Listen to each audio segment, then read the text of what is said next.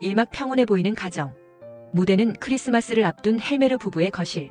주인공 노라는 변호사인 남편 토르발드 헬메드 그리고 세 자녀와 함께 단란해 보이는 삶을 살고 있다.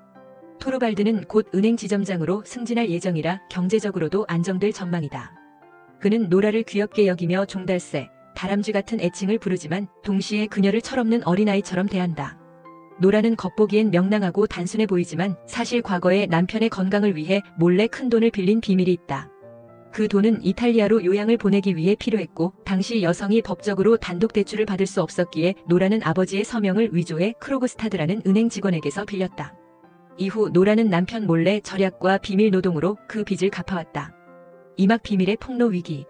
크로그스타드는 과거 전과가 있으며 이번에 은행에서 해고될 위기에 처한다. 그는 헬메르의 결정에 반발해 노라에게 압박을 가한다. 자신이 계속 은행에 남을 수 있도록 도와주지 않으면 그녀의 서명, 위조 사실을 폭로하겠다고 협박하는 것이다.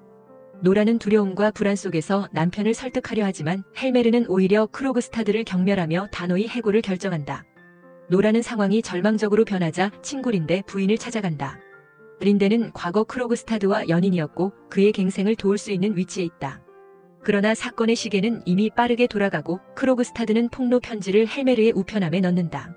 삼막각성의 순간. 린데의 부인은 크로그스타드를 찾아가 옛 인연을 회복하고 그를 설득해 편지를 거두려 하지만 그녀는 결국 부부 사이에 비밀은 없어야 한다며 노라와 헬메르가 진실을 마주하게 하기로 한다. 한편 노라는 모든 게 끝났다는 심정으로 헬메르와 마지막 무도회에 참석한다. 집으로 돌아온 후 헬메르는 편지를 읽고 분노와 실망을 드러낸다. 그는 노라의 행동이 가문의 명예를 망쳤다고 비난하며 아이들과도 떨어져 지내야 한다고 말한다. 그러나 곧 크로그스타드가 용서한다는 두 번째 편지를 보내자 헬메르는 기뻐하며 다시 평온하게 살자고 한다. 하지만 노라는 남편의 반응을 통해 깨닫는다. 헬메르의 사랑은 조건부였으며 진정한 동반자 관계가 아니라 인형의 집 속 장난감 같은 존재로만 자신을 대했음을. 그녀는 자신이 스스로를 알지 못했고 독립적인 인간으로 살아본 적이 없음을 고백한다. 결국 노라는 남편과 아이들을 떠나 나 자신을 찾기 위해 집을 나간다. 주제와 의의.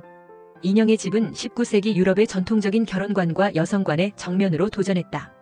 특히 마지막 장면에서 노라가 집을 나가 문을 닫는 소리는 세계 문학사에서 가장 유명한 문 닫는 소리로 불린다. 작품은 개인의 자아 찾기, 여성의 독립, 부부관계에서의 진정한 동반자 의식을 주제로 삼는다. 입세는 이 작품을 통해 여성의 해방뿐 아니라 인간으로서의 해방을 말하고자 했다고 밝힌 바 있다. 노라의 결단은 당시 관객들에게 충격이었으나 오늘날에는 자기 발견과 자유의 상징으로 읽힌다.